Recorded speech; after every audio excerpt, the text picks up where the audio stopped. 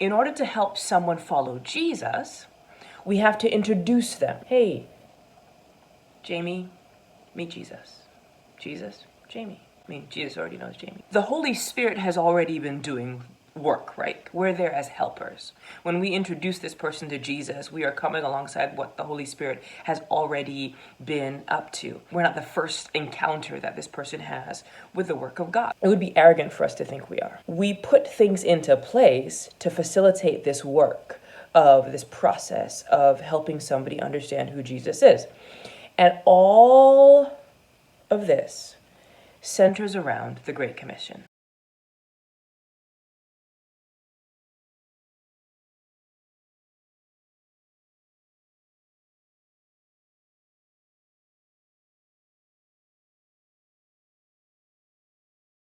So let's think of the Great Commission as having 3 pistons, okay? If you're familiar with engines, you'll talk about this in a much more eloquent way than I ever could. Excuse me for my lack of that kind of knowledge exactly, but let's think of the Great Commission as having 3 pistons. Pistons are the part of the engine that keep it moving, right? If this moves, then that moves, then this moves, right? And it just keeps on going, okay? I know an engine doesn't work in a circular motion, but that's the visual that's in my head. Find the visual that works for you. 3 pistons as the church. The first is our weekend experience. So this for us would be our Sabbath morning and all that that entails. The second piston is life-changing relationships. So this is typically a small group time outside of the worship service time. Not only, hi, how are you, but nurturing takes place, growing in our relationship with each other and with God. And number 3 is surrendered living. The third piston is surrendered living. So number 1 is our weekend experience.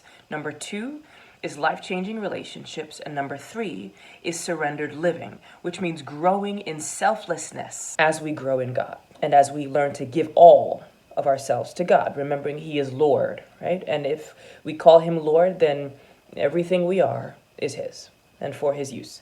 3 pistons: Sabbath services, life-changing relationships, surrendered living. These are the pistons that keep this Great Commission engine running.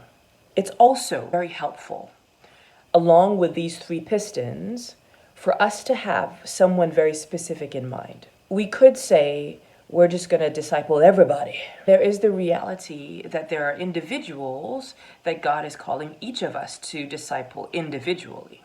When it comes to our life as the church, however, there are things that we need to think about very carefully. We need to think about where we're located, the neighborhood that we're in, the norms of where we are, the needs around us, right? We're not going to start up a ministry that focuses on opioid addiction when our neighborhood doesn't have any folks who are addicted to opioids, or when there are already 3 other opioid addiction centers or ministries within our small city. Who is around our church hub, the building, whoever exists in that neighborhood, must help define how we do ministry, and will help us understand, okay, who is God leading us to focus on? This doesn't mean that if someone doesn't fit this profile, we don't introduce them to Jesus. No. It does mean that we have a more strategic approach that helps us understand how the various aspects of our worship life and of everything that we do should function.